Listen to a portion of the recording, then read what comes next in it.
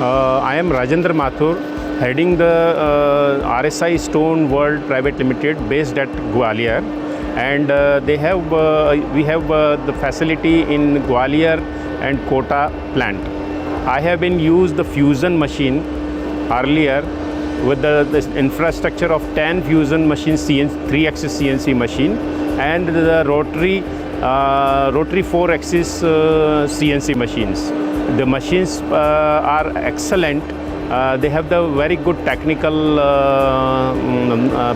technically these machines are very nice for production of the monumental work.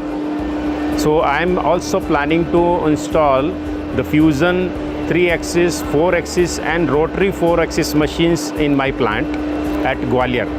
The machine is performing for the carving and the engraving for the marble, granite and sandstone, which gives the very good best performance and output